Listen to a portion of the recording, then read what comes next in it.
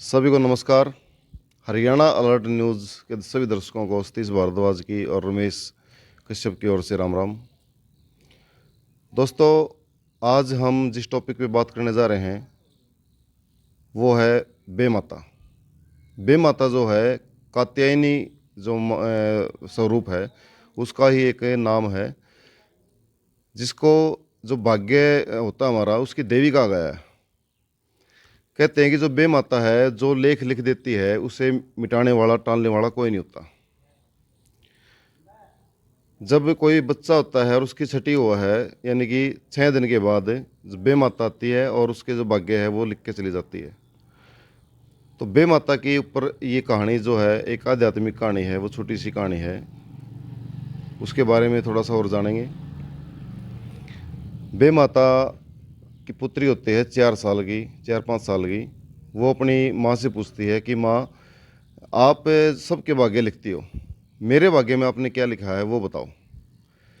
तो इस पर बेमाता जो है वो अपनी पुत्री को कहती है, बेटा जब आप 18 वर्ष की आयु हो जाएगी आपकी, उस समय जो आपके भाग्य में मैंने लिखा है उस समय मैं आपको बताऊंगी।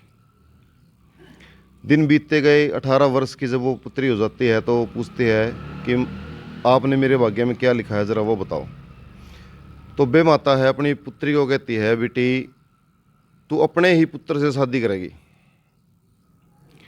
ऐसी बात सुन करके जो पुत्री है वो अपनी माँ से नाराज़ हो जाती है और कहती है कि तू मेरी माँ है या दुश्मन है?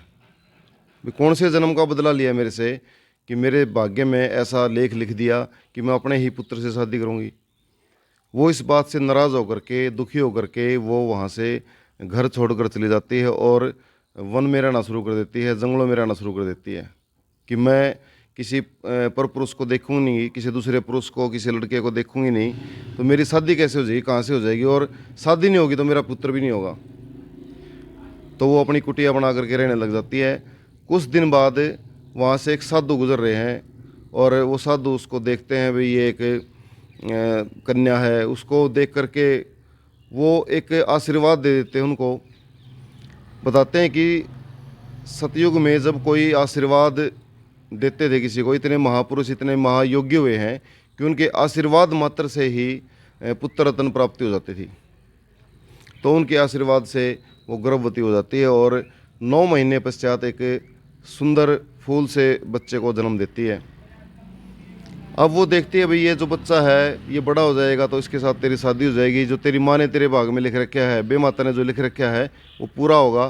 तो वो क्या करती है कि उसको अपनी साड़ी का आधा भाग फाड़ करके, पल्लू फाड़ करके उसको एक पलने में डाल करके नदी में प्रवाहित कर देती है। और थोड़ी दूर जाने के बाद नदी से निकाल कर एक कुम्हार होता है वो उसको निकाल लेता है और निकाल के वो अपने घर पे ले जाता है। वो निसंतान होता है, उसको पुत्र मिल गया। वो उसको पालता है, पाल करके बड़ा पालन पोषण किया उसका अच्छे प्रकार से। तो गिने चुने दिनों में लगभग 18-20 साल के बाद वो जो युवक है वो जवान हो जाता है और ऐसे ही भाई खेलते खेलते लगा लीजिए या घोड़सवारी करते हुए वो उसी जंगल में पहुंच जाता है जहां पर उसकी माँ रहती थी। अब वो प्रतिदिन उसका वहां से गुजरना होता और जो बेमाता की जो लड़की है, पुत्री है, उसका उसको देखना होता। तो उसके मन में प्रेम जागता है उसके प्रति कि भाई ये जो लड़का है ये मेरा बेटा भी नहीं है, मेरा पुत्र भी नहीं है। और वो बात जो थी भाई मेरा जो पुत्र होगा उससे मेरी शादी होनी है, वो भी अब तो टल चुकी है। तो वो उसके साथ उसके प्रेम में पड़ जाती है और उससे शादी का प्रस्ताव रखती है। अपने माता पिता से उसको मिलवाता है। तो मिलने के बाद उनकी जो शादी है वो पक्की हो जाती है। कुछ दिन बाद वो विवाह संपन्न हो जाता है। जब वो अपने पति के साथ शादी से अगले दिन बैठी होती है, बातचीत करती है, तो वो पूछती है कि आपकी उम्र कितनी है ये बताओ। अब उस पर वो कहता है, भी मुझे पक्का नहीं पता मैं कितने साल का हूँ, लेकिन मेरी माँ है वो बताती है लगभग 20 वर्ष की जो मेरी आयु है।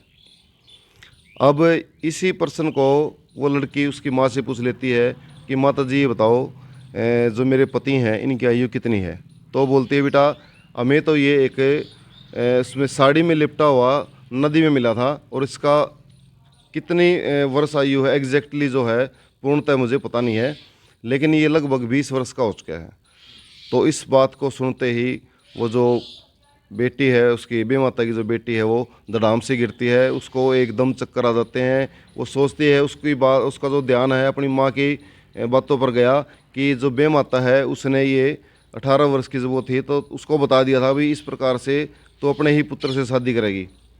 अब ये सारी बातें उसको याद आ जाती हैं और कहती है वो कि जो बे माता ने जो लिख दिया ना, जो लेख बे माता ने लिख दिए, उन्हें मिटाने वाला कोई नहीं है। हर हाल में चाहे उसको कितना ही टालने की कोशिश करो, कितना ही टला दो, लेकिन वो होके रहेगा।